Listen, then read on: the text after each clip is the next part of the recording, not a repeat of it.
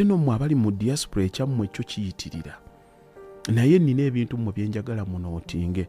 Omuntu bw'obeera awo n'oba nga buli kaseera olaba okukyankalana kwa appetite yo, yinza okuba obadde tolya n'otandika okulya.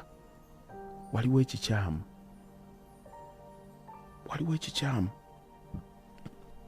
Otandise okuba tolowooza nnyo ku by'olya. Bw'oba obadde toyagala bya ssukaali ogenda okulaba otandise okuba ng'obyagala. There's something not right.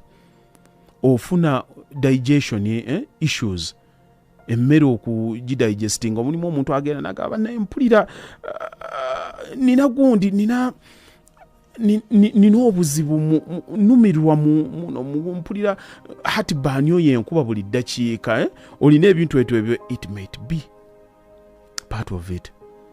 Olina engeri gy'obeerawo buli kaseera okwebakako sleeping pattern yo ekyukana. Ne bw'oba owulira ng'okooye ennyo oyagala okwebaka, ogenda okwebaka, weebaka mu ssaawa ng'emu oba bbiri, n'ozuukuka n'owulira ng'alyoke, naye ng'ate ddala omanyi teweebase. N'obeerawo nga buli kaseera olina low energy. Owulira akantu akakuli mu bwongo akakubirira. Akakubirira ne kavuma omulundi gumu ne kamala ne kagenda. N'ofuna social boycott. Toyagala abantu kukubira masimu. Do you ever feel it? Toyagala kwogera na muntu n'ekintu ekyalibadde ekyangu ennyo. Do you ever experience that? Obeerako awaka during the day oyagala kwata drawing curtains zo. Oyagala weggalira, oyagala kubeerako mu kizikiza. Do you ever feel it? Okusasa. Waliwo okussa ng'omuntu osobola kutekinga deep breath bulungi, n'ossa bulungi okusooka okwa bulijjo, n'oba ng'olina osobo obutonotono. Do you feel it?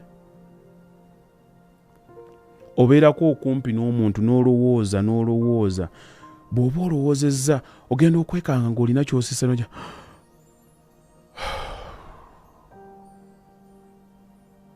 Do you feel it?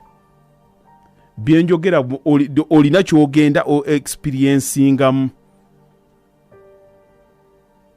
Omutima ne gubanga ogukubira ne kibanga ekijjudde. Obwongo bukoze nnyo.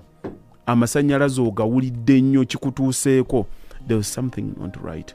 There is something you are doing to yourself. Era abantu abamu bagenda ne mu self-destructive behaviors.